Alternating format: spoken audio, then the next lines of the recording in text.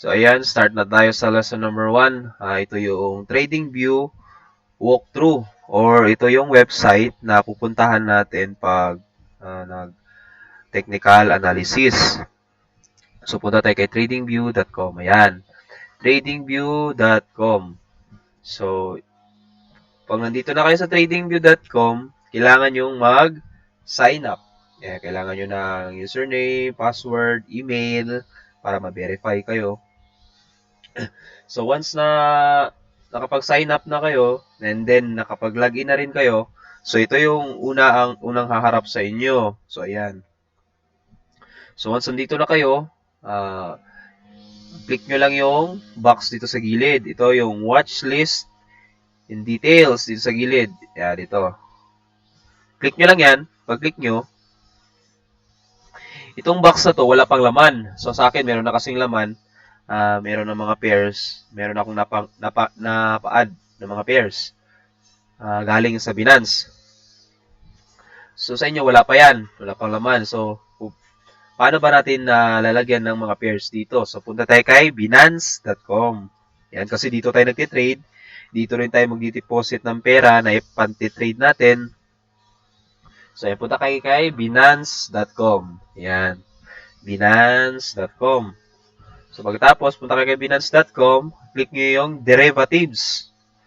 And then, USDSM futures. Yan, click nyo yan. Pag-click nyo, dito kayo agad. May mapupunta. So, yan. Ito na yung bubungad sa inyo. So, ang una nyo gagawin pagka gusto nyo maglagay na ng pairs dito, walang laman yan sa inyo.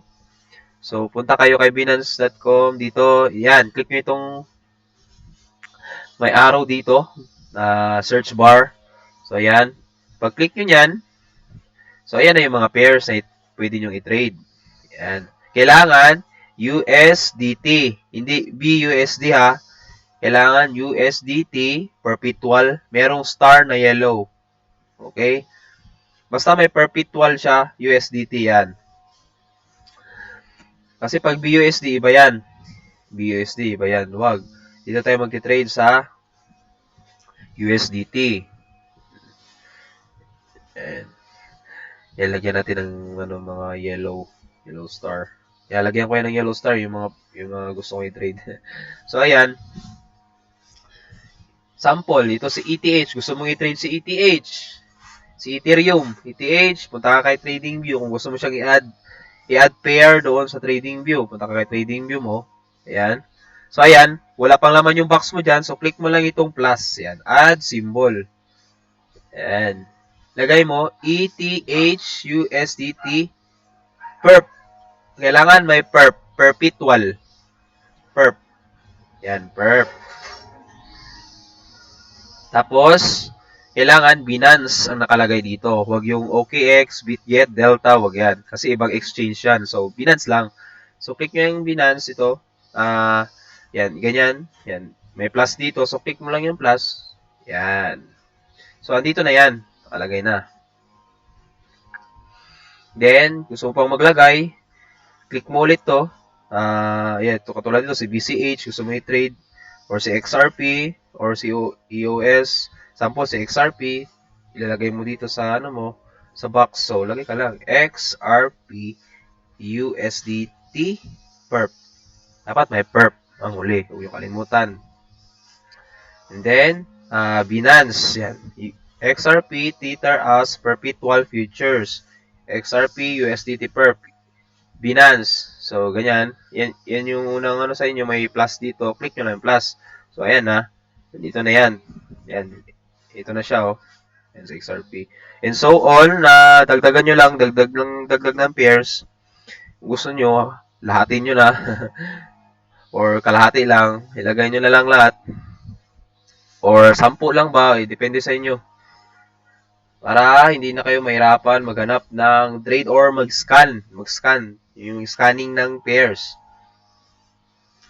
Para hindi hassle. Sample, nandito na yung mga pairs mo.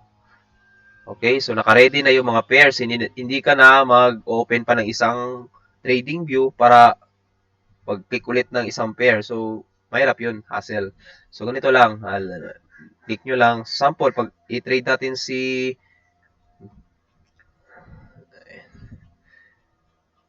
Link. Yan, sample. Gusto kong i-trade si Link. Click ko lang si Link.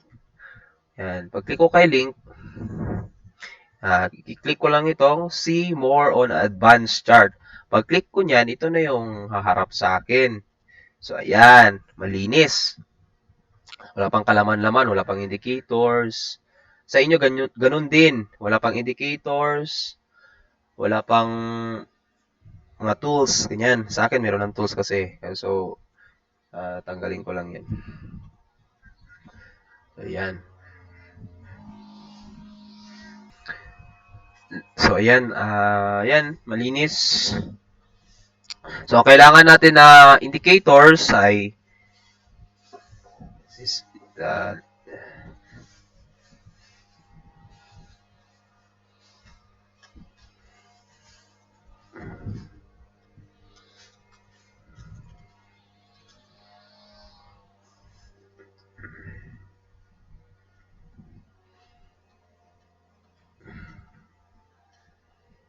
ayan. So, ito yung kailangan natin na indicators. CCI, RSI, MACD, EMA 55, 21, 39, 200. So, paano ba natin siya ipapalabas dito? So, ayan, click nyo lang itong indicators. Yan, indicators. Yan, may pangalan naman eh. FX. Ayan, FX indicators. Yan, click nyo lang yan. Pag click nyo, so, ayan, meron itong search bar. Click nyo. CCI. Yan. Commodity Channel Index. Yan yun. Click nyo lang. Yan. Then, MACD. Yan.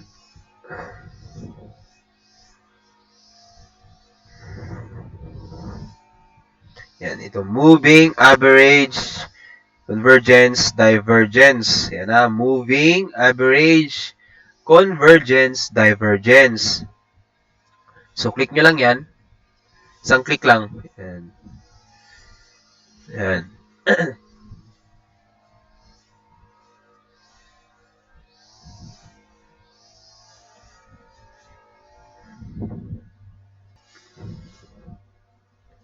Ayan, nandiyan na si MACD.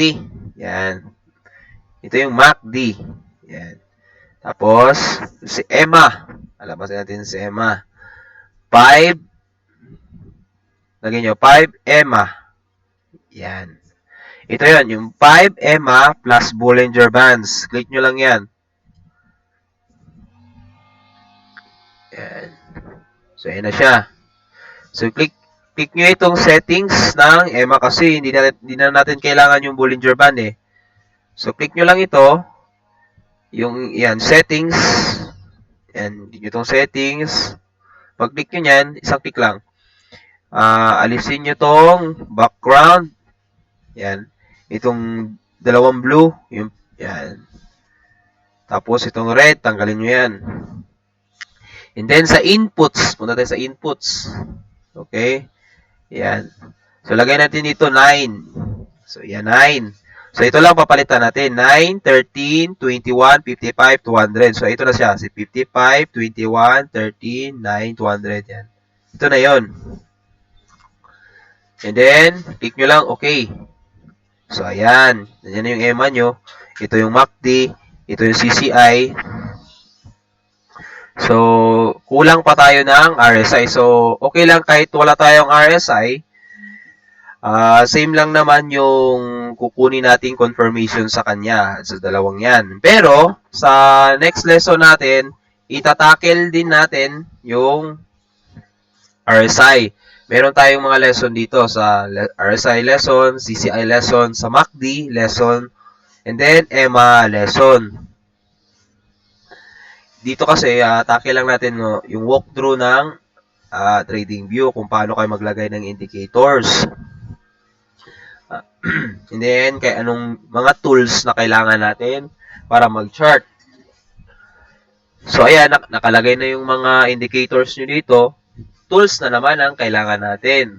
So, paano ba natin palalabasin si tools.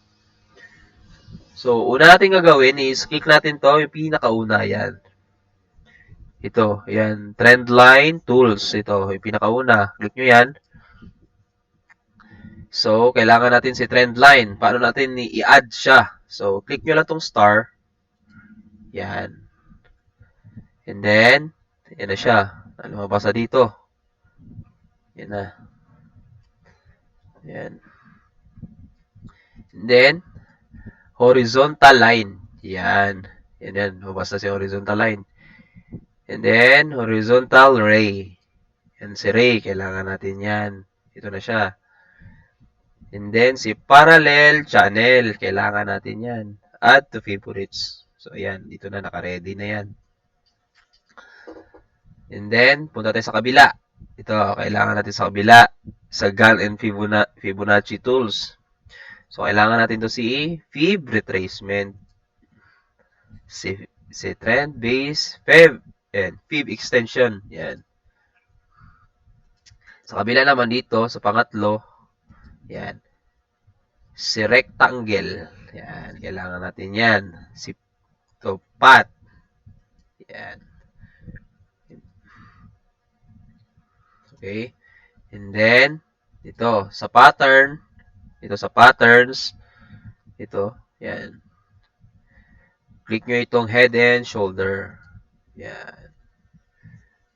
Ganun lang. Then dito naman, sa susunod, yan, long position, tsaka si short position. Kunin nyo yan. Ayan, ito yung mga tools sa gilid, ha. Yan. Okay, so ganyan lang mag-add ng tools. So, ito na yung tools nyo. So, ilagay nyo lang dito sa gilid para di masagabal. Pwede dito kung saan kayo komportable. So, yan. Lagay nyo dyan. Yan na yung mga tools na kailangan nyo. Okay. Tapos, sa indicators naman, ang gagalawin natin is itong CCI at saka si MACD. Si MACD natin, papalitan natin ng settings na 5. Ayan. Ito, 35. Ayan. Dito, 5. So, ayan. Okay. And then, si CCI, palitan natin yung settings ulit. Ayan, settings, click. Palitan natin ng color, white. Yung color. Ayan. Then, okay. Then, si MACD, ililipat natin siya dito sa taas. So, paano natin siya ililipat? So, click nyo na itong 3 dots. Ito yung more. Then, move to existing, pane above. Click nyo ulit itong tatlong dots. Move to existing pane above. Yan. Click nyo ulit. Move to new pane above. So, ayan na. So, ayan, nandito na si MACD sa taas. So, kumpleto na lahat. Yung kailangan mo, yung tools, ito yung tools, yung indicators. So, ayan. Ready ka na para mag-chart. So, ganun lang mag-add ng indicators at tools. So, kung hindi nyo pa masyado naintindihan, balik nyo lang itong video hanggang sa makuha nyo naman ito. Madali lang naman eh. Ibalik nyo lang yung video kung paano natin na-add yung indicators, chart tools. So, ayan, ganun lang. Ito lang yung kailangan natin. Si CCI, RSI, MACD, EMA, 55, 21, tapos ito yung tools. Sa RSI, wala naman. Depende na sa inyo kung ano gagamitin nyo, RSI or CCI. Kalimitan, ginagamit ko si CCI. Kasi for divergence ang hahanapin natin dyan eh. Ganun din kay RSI, divergence din. So, same lang yan silang dalawa. Pero, sa akin, CCI. Minsan kasi kulang kasi yung ibibigay niyang indicators dito pag free account lang. Kasi 3 indicators lang ang free. So, yan. Limit lang tayo. Kasi itong indicators na kailangan natin is 4. 4. So, 3 lang ang binibigay ni trading doon sa free. So, kahit sa CCI lang, okay na yon. Okay, so ganun lang. Proceed na tayo sa lesson number 2.